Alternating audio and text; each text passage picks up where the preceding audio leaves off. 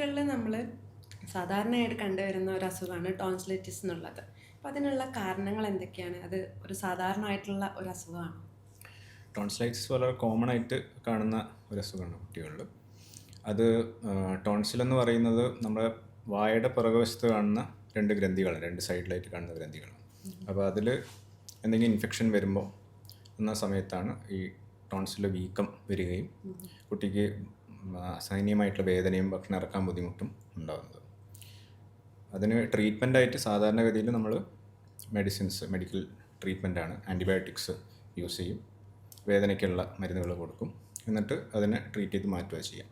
ചില കുട്ടികളിൽ അത് റിക്കറൻ്റായിട്ട് വരും, ഇടയ്ക്കിടയ്ക്കേ വരും. അങ്ങനെ നമുക്കൊരു ഗൈഡ് ലൈൻ ഉണ്ട്. അതായത് 3 വർഷത്തിൻ്റെ ഇടയിൽ ഓരോ വർഷവും 7 പ്രാവശ്യത്തിൽ കൂടുതൽ ടോൺസിലൈറ്റിസ് വരുന്ന കുട്ടികൾ, അങ്ങനെയുള്ള കുട്ടികളിലാണ് നമ്മൾ മെഡിക്കൽ അല്ലാതെ സർജിക്കലായിട്ട് ടോൺസിൽസ് റിമൂവ് ചെയ്യേണ്ട ഒരു ഇത് വരുന്നത്. എല്ലാവർക്കും ടോൺസിലൈറ്റിസ് വന്നാൽ റിമൂവ് ചെയ്യേണ്ട ആവശ്യമില്ല. ഇങ്ങനെയുള്ള കണ്ടീഷൻസിലാണ് സർജിക്കലായിട്ട് വർഷത്തിൽ 7 പ്രാവശ്യമെങ്കിലും വരണം. അങ്ങനെ 3 വർഷം വരുന്നുണ്ടെങ്കിൽ അതല്ലാതെ റിക്കറൻ്റ് ആയിട്ടുള്ള അഡ്മിറ്റ് ചെയ്തിട്ട് IV ഇഞ്ചക്ഷൻ ആൻറ്റിബയോട്ടിക് വേണ്ട കേസുകളിലും സർജറി സജസ്റ്റ് ചെയ്യാറുണ്ട്. ടോൺസിലൈറ്റിസിൽ ബാക്ടീരിയ മൂലം അതുപോലെ വൈറസ് മൂലം 2 ടൈപ്പ് ഉണ്ട് എന്ന് പറയാറുണ്ട്. അപ്പോൾ ഇതിൽ ഏതാണ് കൂടുതൽ അപകടകാരിയായിട്ട് വരുന്നത്? രണ്ടും ഈക്വലി ബുദ്ധിമുട്ടുകൾ ഉണ്ടാക്കാം.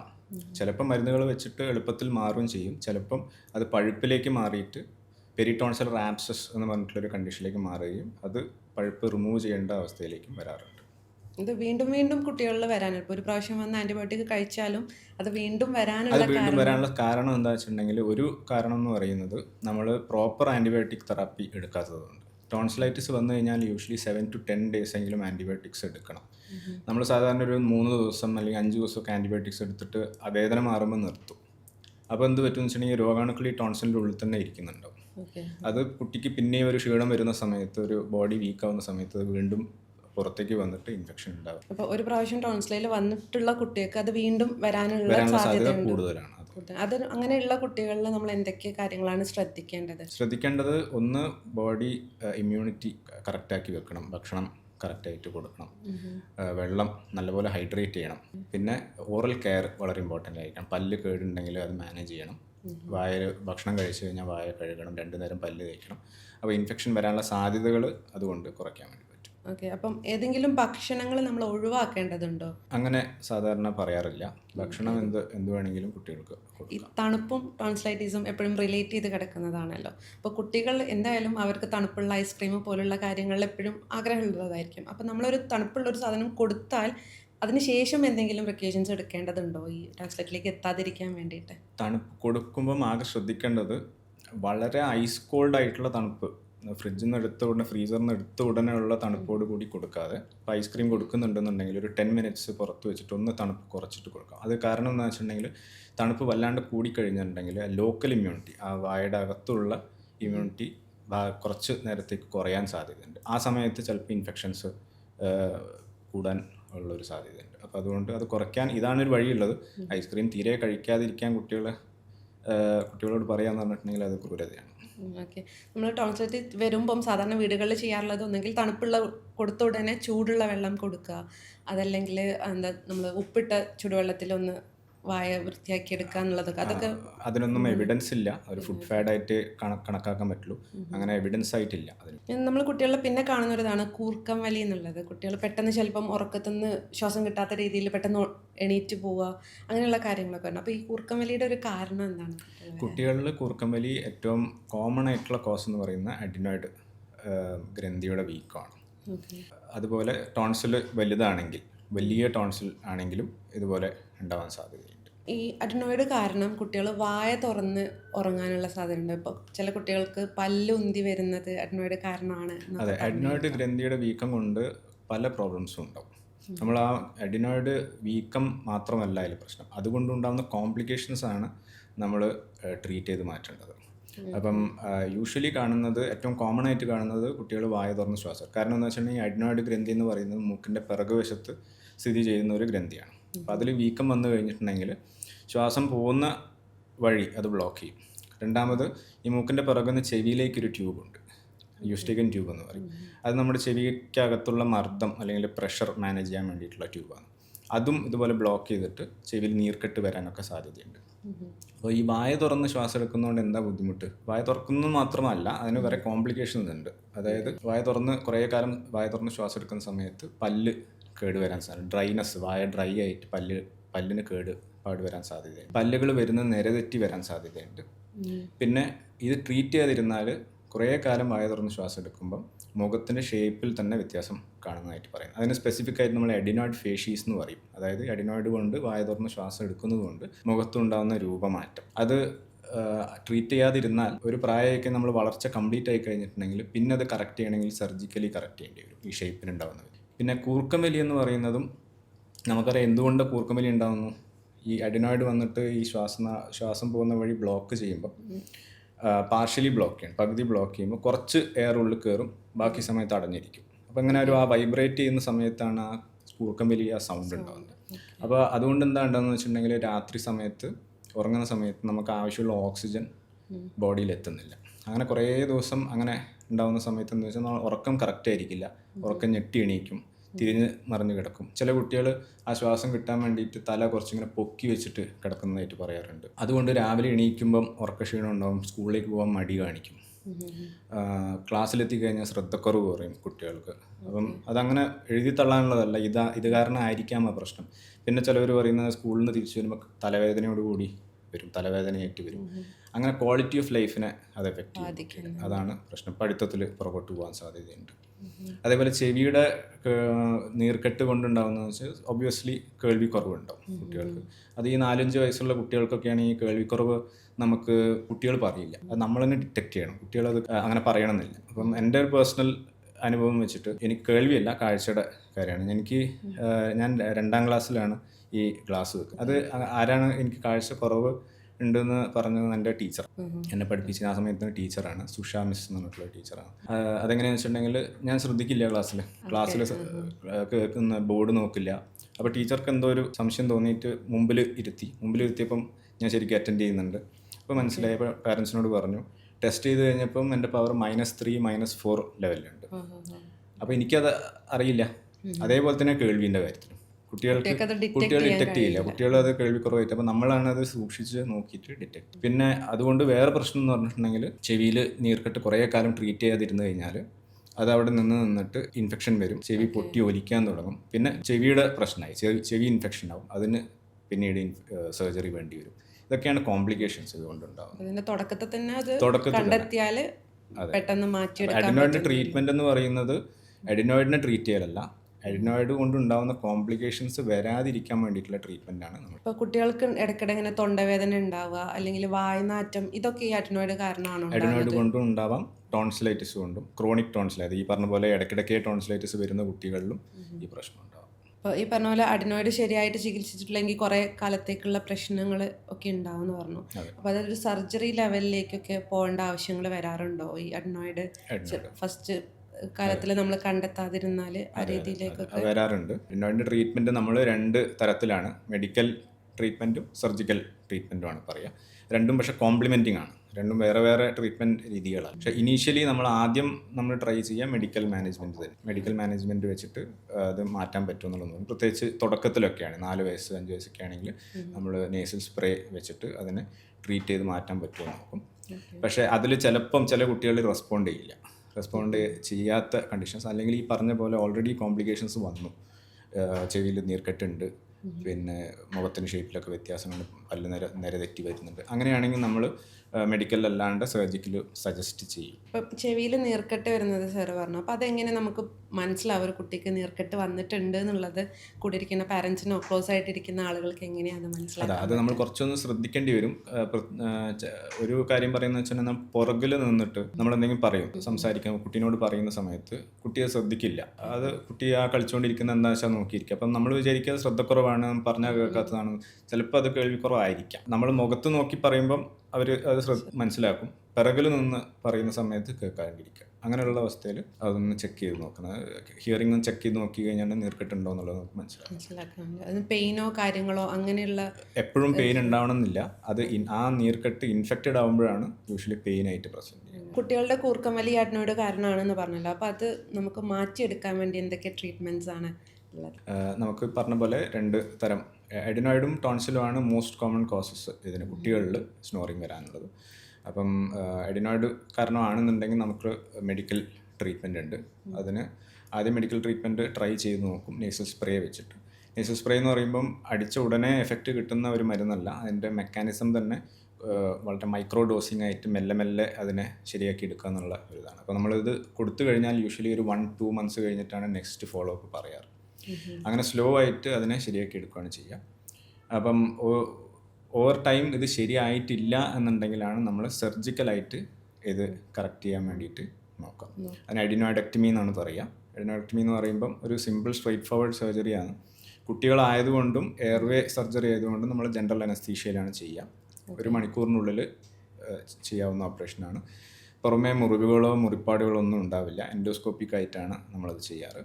എൻഡോസ്കോപ്പിക് ആകുമ്പോൾ ഒരു ഗുണം, വേറൊരു ഗുണം എന്ന് പറഞ്ഞിട്ട് നമ്മൾ അഡിനോയിഡ് മുഴുവനായിട്ട് നമുക്ക് കാണാൻ പറ്റും. അതുകൊണ്ട് പൂർണ്ണമായിട്ട് നീക്കം ചെയ്യാനും നമുക്ക് സാധിക്കും. ഈ അഡിനോയിഡ് ആയാലും ഇത് ടോൺസിലൈറ്റിസ് ആയാലും ഇത് പൊതുവേ കുട്ടികൾക്ക് ഉണ്ടാകുന്നതല്ലേ? കുറച്ച് പ്രായം കഴിഞ്ഞാൽ അതങ്ങ് ശരിയാവുമല്ലോ എന്ന് വിചാരിച്ച് തള്ളിക്കളയുന്ന ഒരു പ്രവണത പൊതുവേ ഉണ്ട്. അത് ചില പേരൻസ് വന്ന് ചോദിക്കാറുണ്ട്. അങ്ങനെ ട്രീറ്റ്മെൻറ്റ് വേണമെന്ന് പറയുമ്പം അവർ ചോദിക്കുന്നത്, ഞങ്ങൾ കേട്ടിട്ടുണ്ട് ഒരു 8-9 വയസ്സാകുമ്പോൾ അത് അങ്ങ് മാറിപ്പോവും, പിന്നെ അതുകൊണ്ട് ഇപ്പോൾ ട്രീറ്റ് ചെയ്യേണ്ട ആവശ്യമില്ല എന്നുള്ളത്.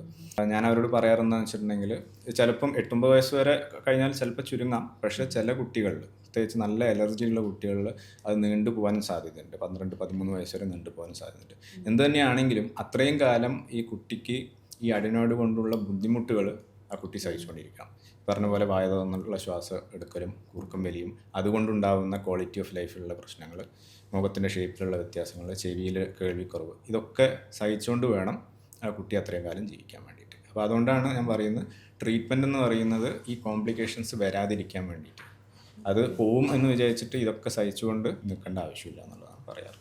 അപ്പം ഈ അഡിനോയിഡ് വന്നിട്ട് ഒരു പരിധി കഴിഞ്ഞാൽ നമ്മൾ സർജറിയിലോട്ട് പോകണം എന്ന് സാർ പറഞ്ഞു. അപ്പോൾ അത് ഏത് പ്രായപരിധി ഉണ്ടോ? അതോ ഇത്ര പ്രായം കഴിഞ്ഞാലാണ് സർജറി ചെയ്യാൻ പറ്റുക എന്നുള്ളൊരു ലെവലുണ്ടോ?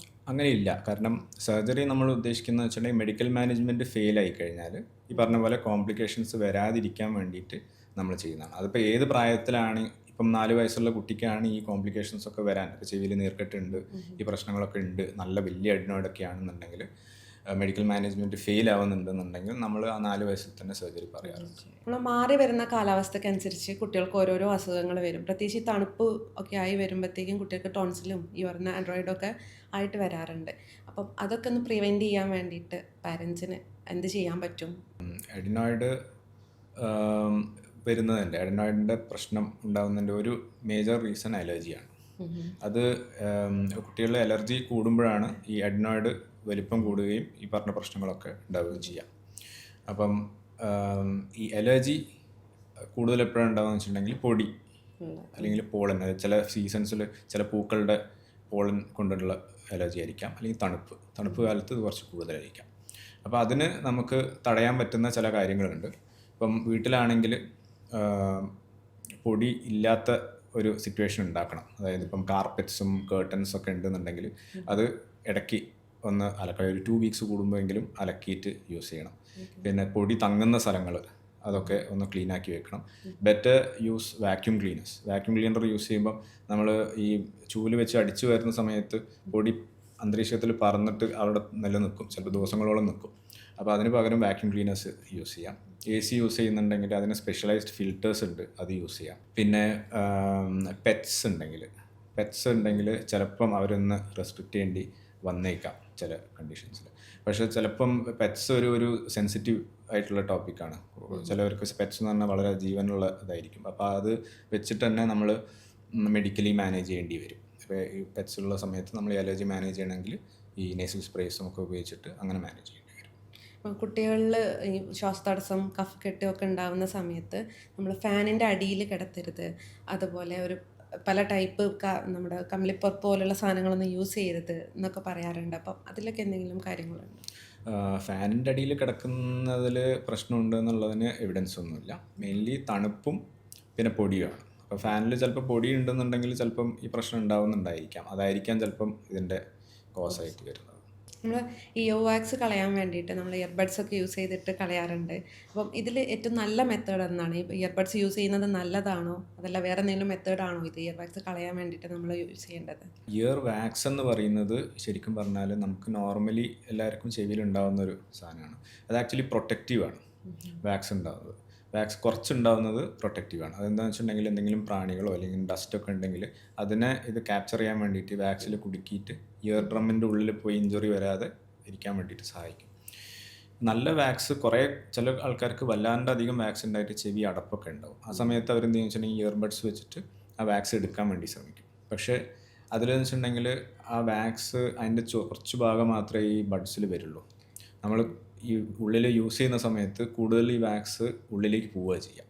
അതിൻ്റെ ഒരു 5% ബഡ്സിലേക്ക് വരുള്ളൂ, ബാക്കിയെല്ലാം ഉള്ളിലേക്ക് ചെല്ലും. ചെവി അടപ്പ് കൂടുകയാണ് ചെയ്യുക. അതുകൊണ്ട് അത് മാത്രമല്ല ഇഞ്ചുറി വരാനും സാധ്യത. ചിലർ ബഡ്സ് അല്ല, ചിലർ താക്കോലും അങ്ങനെ ഉള്ള ചില കമ്പിയൊക്കെ എടുത്തിട്ട് എടുക്കാൻ വേണ്ടി ശ്രമിക്കും. അപ്പം ഇഞ്ചുറി വരാനും ഇൻഫെക്ഷൻസ് വരാനും സാധ്യതയുണ്ട്. അപ്പം നമുക്കത് ഒരു ബുദ്ധിമുട്ടുണ്ടാകുന്ന സമയത്ത് അത് എങ്ങനെയാണ് ബെറ്ററായിട്ട് നമുക്ക് റിമൂവ് ചെയ്യാൻ പറ്റുക വാക്സിൻ? ബുദ്ധിമുട്ടുണ്ടെങ്കിൽ ഏറ്റവും ബെസ്റ്റ് ഓപ്ഷൻ ഒരു ഡോക്ടറെ ENT ഡോക്ടറെ കാണിക്കുക എന്നുള്ളതാണ്. അത് റിമൂവ് ചെയ്യേണ്ടതാണെങ്കിൽ അത് റിമൂവ് അവിടെ നിന്ന് ചെയ്യാൻ പറ്റും. അണ്ടർ വിഷ്വലൈസ് ചെയ്യുമ്പോൾ മൈക്രോസ്കോപ്പ് വെച്ചിട്ട് നമുക്ക് റിമൂവ് ചെയ്യാൻ പറ്റും. ഇല്ലാന്നുണ്ടെങ്കിൽ അത് എടുക്കേണ്ട ആവശ്യമില്ല എന്നുണ്ടെങ്കിൽ അതിന് പറ്റിയ എന്തെങ്കിലും മരുന്നുകൾ ഡ്രോപ്സ് എന്ന് യൂസ് ചെയ്ത് കഴിഞ്ഞാൽ ആ പ്രശ്നം സോൾവ് ചെയ്യാൻ പറ്റും. വായിൽ അൾസർ ഉണ്ടാവുക എന്നുള്ളത് പൊതുവെ എല്ലാവർക്കും കാണുന്ന ഒരു കാര്യമാണ്. അപ്പോൾ അതിനുള്ള കാരണങ്ങൾ എന്തൊക്കെയാണ്? വായിൽ അൾസർ എന്ന് പറയുന്നത് പലതരം അൾസേഴ്സ് ഉണ്ട്. അതിൽ കോമൺ ആയിട്ട് നമ്മൾ കാണുന്ന യാഫ്തസ് അൾസർ, വായിൽ സാധാരണ വരുന്ന ചെറിയ പുണ്ണുകൾ, കുറച്ച് ദിവസങ്ങൾ കൊണ്ട് മാറുന്ന പുണ്ണുകളുണ്ട്. അതിൽ കുട്ടികളിൽ വരുന്നത് യൂഷ്വലി നമ്മൾ എന്തെങ്കിലും വിറ്റമിൻ ഡെഫിഷ്യൻസി ഉണ്ടെങ്കിൽ അങ്ങനെ വരാറുണ്ട്. അപ്പോൾ അതിന് മരുന്നുകൾ എടുത്താൽ അത് കുറഞ്ഞു വരും.